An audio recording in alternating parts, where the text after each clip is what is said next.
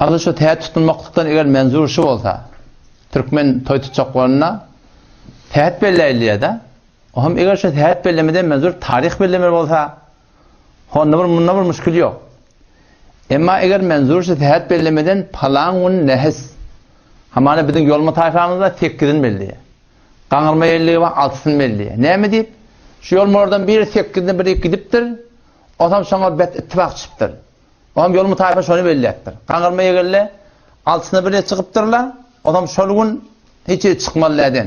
Ya her kim bir sözüne bir vaga etşiye, ittifak etşiye, bir gün ödüne belli et diye. O zaman bir görmeli şunu İslam nemi diye, Kur'an nemi diye. O zaman Kur'an'ın bana sana beriyen talimişi. وَمَا أَصَابَكُمْ مِنْ مُصِيبَةٍ فَبِمَا كَسَبَتْ اَيْد۪يكُمْ Ol buradaki size musibettan, kıyınçılıklardan, narahatlerden yetiye, şu nemeden فَبِمَا كَسَبَتْ اَيْد۪يكُمْ öz ellerinizden, yani etiyen günahınızdan şu bela başına getirtir diye ayeti Allah Teala. O yeni bir ayette geliyor. وَمَا أَصَابَكَ مِنْ سَيِّئَةٍ Senin başına müşkül düşüyor mu? Nereden? فَمِنْ نَفْسِكَ Allah öz borç versin deniyor. Bir tarafı gazı ki Kur'an Allah Teala bir rahnama ediptir. Müşkülatları ki zindagide geliyor. Şun sebebi ne mi? Men günahım, sen günah. Bu bir sebebi. İkinci sebebi ki müşkülat dörüye zindagide o da şey ki Allah Teala men imtihan edecektir. وَلَنَبْلُوَنَّكُمْ Hetmin bize Allah imtihan edecektir. Bir şeyin minel havf. Enteci korku bilen canın hatar etşiye, malın hatar etşiye, muğiyetin hatar etşiye, adın, avrayın, din, İslam, diyanatı için hatar etşiye.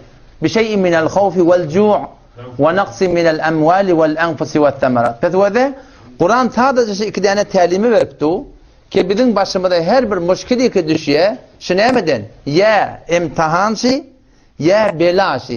İmtihanlığı hubbu dünya mahalle imtihan. Burası sağlık veriyor, burası Aliye Allah Teala. Oğlan uşak veriptir Aliye. Zenanı veriptir Aliye. Allah imtihan etiyor. Belalık ne oluyor? Men bolup versin ne oluyor? O zaman işte da Kur'an'ın öğretiyen daha şuurundan sonra o zaman berde şu Kur'an'ın hariç biz öz başımıza düşen ittifakatlar, narahatlar. Bunu çobanın tayağından bilsen, gelinin ayağından bilsen. Ondan sonra cavan oğullar bana şankı deyse. Ondan sonra yıldızdan bilsen, aydan bilsen, günden bilsen, Müslüman doğum falanın tehetiye, şun himmeti bir akide ki Kur'an'ı sünnete tersler. Sahih Bukhari'de biz okuyorduk. Peygamber Aleyhisselam bir yerde giycileşiyerli. O zaman sonra danat ya dadet ya yağın yağıya. Peygamber Aleyhisselam sana ayette diye her kim şey diye ayette ki falan yıldız sebepli bir nev'i keda gidiyor hadiste. Falan yıldız sebepli yağın yağdı diye ayette. Falan yıldız şu sebeple yağın yağmaklığa onunla şöyle adam yıldızda imanı var Allah'a imanı yok şunu deyiptir. Ama her kim aytsa ki Allah'ın fadlı keremi olup yağın yağdı deyip aytsa fadlı rahmeti ol deyip yağın yağdı deyip aytsa onunla şu benden Allah'a imanı var yıldızlara şol kafir deyiptir. O zaman şu var akım şunu sadece şunu düşünmeli. Şol yıldızların hakkında zayıf hadisler var. Ki falan yıl, falan itten, falan molya, falan yıldız, falan yıldız, falan molya, falan seyahatte, falan ken hadisler başladı. O zaman Mevlana İmam Rabbani rahmetullahi aleyh yankı mektubat İmam Rabbani'de şunun üstüne gurrun etiye, onunla etiye şu hadisten hiç gayet kabiliyeti var dedi.